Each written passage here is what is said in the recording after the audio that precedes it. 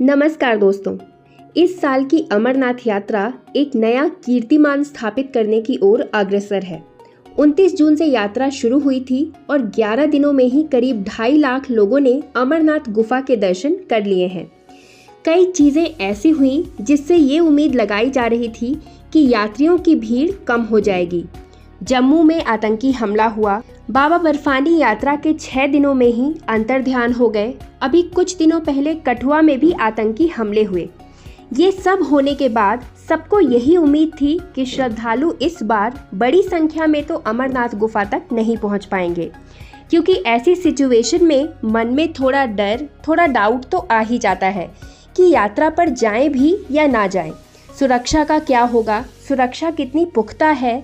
लेकिन असलियत में जो हुआ उसने सबको हैरान कर दिया।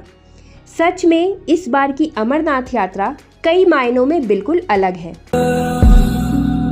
तेरे नाम की जोत ने सारा लिया था मसमेरा।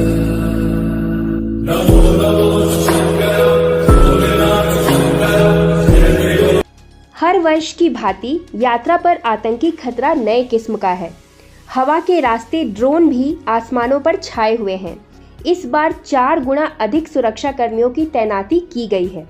उम्मीद तो ये है कि इस बार शिरकत करने वाले 8 लाख से भी अधिक हो सकते हैं।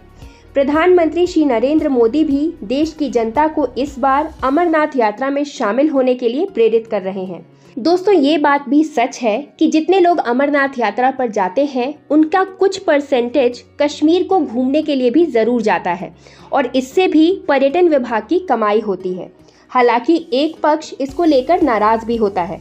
वो कहता है कि कश्मीर की खूबसूरती की ओर लोगों को आकर्षित करने के और भी तरीके हो सकते हैं।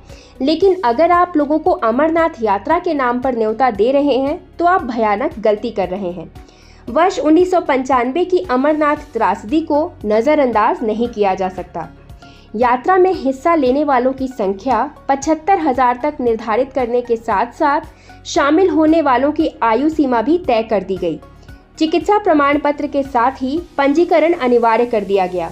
लेकिन जब यात्रा शुरू हुई तो ये सारी चीजें धरी की धरी रह गईं। अगर ये कहा जाए कि अमरनाथ यात्रा और प्रकृति के कहर का साथ जन्म जन्म का है तो ये कोई बहुत बड़ी बात नहीं होगी। कश्मीर के बदलते हालातों के बीच में अब वार्षिक अमरनाथ यात्रा का स्वरूप भी तेजी से बदल रहा है। एक समय था जब कश्मीर में डर और खौफ के साए में ये यात्रा होती थी। ऐसे में देश के विभिन्न हिस्सों से आए श्रद्धालु जम्मू से दैनिक जत्थे के साथ सुरक्षा घेरे में ही यात्रा को प्राथमिकता देते थे।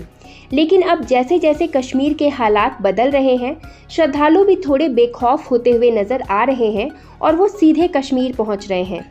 जिन श्रद्धालुओं ने अभी तक अपनी यात्रा का पंजीकरण नहीं करवाया है वो भी सीधे बालटाल या फिर पहलगाम आधार शिविर पहुंच रहे हैं और वहीं पर अपना तत्काल पंजीकरण करवाकर यात्रा पर आगे बढ़ रहे हैं। यही कारण है कि अब जम्मू से जत्थे के साथ रवाना होने वाले श्रद्धालुओं की संख्या में कमी नजर आ रही है। इस बार 29 जून को वार्षिक अमरनाथ यात्रा प्रारंभ हुई थी, जिसके लिए जम्मू से पहला जत्था 28 जून को रवाना हुआ था। जम्मू से अभी तक 8 जत्थों में करीब 47,000 श्रद्धालु यात्रा पर रवाना हुए हैं, तो वहीं करीब 1.5 लाख श्रद्धालु अभी तक पवित्र हिमलिंग के दर्शन कर चुके हैं। हालांकि हिमलिंग की अगर हम बात करें तो ये तो आप सभी को पता होगा कि अमरनाथ यात्रा के शुरू होने के 6 दिनों में ही इस बार जो हिमलिंग है वो अंतर्ध्यान हो चुका है। लेकिन उसके बावजूद श्रद्धालुओं के उत्साह में कोई कमी नहीं आई है और श्रद्धालु उतने ही आस्था और श्रद्धा के साथ अमरनाथ गुफा की तरफ शिरकत कर रहे हैं।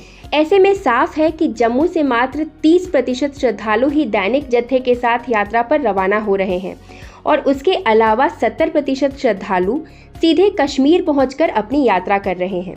खास बात ये भी है कि इस बार अभी तक मौसम ने भी पूरा साथ दिया है और कहीं भी खराब मौसम के साथ यात्रा को रोकना नहीं पड़ा है। हालांकि कुछ समय के लिए बारिश की वजह से यात्रा को रोका गया था, लेकिन अमरनाथ यात्रा मौसम की वजह से जितनी डिस्टर्ब होती है उसके सामने इस समस्या को हम इग्नोर कर सकते हैं। यात्रा को लेकर इस बार श्रद्धालुओं के उत्साह का अंदाजा तत्काल पंजीकरण केंद्रों के बाहर लग रही लंबी कतारों से भी लग रहा है। जो श्रद्धालु बिना रजिस्ट्रेशन जम्मू पहुंच रहे हैं उनका तत्काल पंजीकरण करने के लिए प्रशासन की ओर से शहर में 5 सेंटर्स बनाए गए हैं। इन 5 केंद्रों पर रोजाना श्रद्धालुओं की भीड़ उमड़ रही है।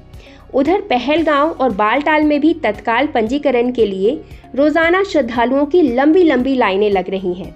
आलम ये है कि निर्धारित कोटे से श्रद्धालुओं की संख्या कहीं अधिक होने के कारण श्रद्धालुओं को कई दिन बाद का पंजीकरण मिल रहा है। मौजूदा समय में जो श्रद्धालु तत्काल पंजीकरण करवा रहे हैं उन्हें 2 से 3 दिन बाद का पंजीकरण मिल रहा है। इस बार यात्रा 29 जून से आरंभ हुई और 19 अगस्त को संपन्न होनी है। ऐसे में संभावना जताई जा रही है कि रिकॉर्ड तोड़ श्रद्धालु इस बार यात्रा में शामिल होंगे। इसीलिए इस बार की अमरनाथ यात्रा के लिए ये कहा जा सकता है कि ना ही किसी का भय है और ना किसी की चिंता। अमरनाथ यात्रा का स्वरूप सच में बदल रहा है। इस बार की अमरनाथ यात्रा में बहुत सारे बदलाव भी किए गए हैं जो कि अब के पहले अमरनाथ यात्रा में तो नहीं देखे गए थे। अमरनाथ यात्रा का बालटाल मार्ग बहुत ही ज्यादा पतला और संकीर्ण था, जिस पे यात्रा करने के दौरान श्रद्धालुओं को बहुत ही ज्यादा मुसीबतों का सामना करना पड़ता था। इस बार यात्रा के लिए सड़कों को भी चौड़ा किया गया है।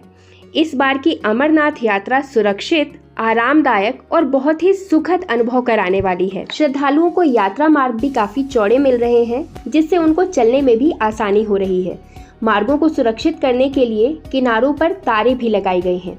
पवित्र गुफा से पहले रास्ते में पड़ने वाले ग्लेशियर्स आपको बहुत सुखद अनुभव कराएंगे। पवित्र गुफा में नंदीगण के भी दर्शन होंगे। सब कुछ बहुत ही अद्भुत और अलौकिक नजर आएगा। बाबा बर्फानी की पवित्र गुफा से लाइव आरती का प्रसारण भी सुबह 5:30 बजे से 6 बजे और शाम को 4 बजे से 4:30 बजे तक प्रत्येक दिन हो रहा है। देश विदेश में बैठे शिव भक्तों को बाबा अमरनाथ की पवित्र गुफा से आरती देखने को मिल रही है। ये सारे प्रबंध श्री अमरनाथ जी श्राइन बोर्ड की तरफ से किए गए हैं।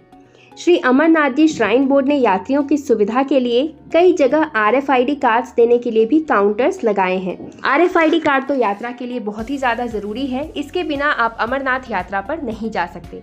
दोस्तों, इसके अलावा भी बहुत सारे प्रिकॉशंस हैं जो आपको अमरनाथ यात्रा के दौरान लेने हैं।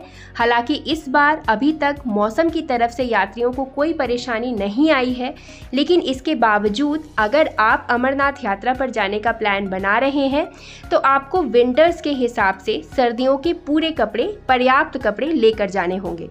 तो दोस्तों, आशा करती हूँ ये वीडियो आपके लिए यूजफुल और इन्फॉर्मेटिव रही हो। अगर ये वीडियो आपको पसंद आई हो, अच्छी लगी हो, तो इस वीडियो को एक लाइक ज़रूर करिए, ज़्यादा से ज़्यादा शेयर करिए, कमेंट में जय बाबा बर्फानी लिखिए और ऐसे ही अन्य वीडियोज़ के लिए हमारे चैनल से जुड़े रहिए। धन्यवाद।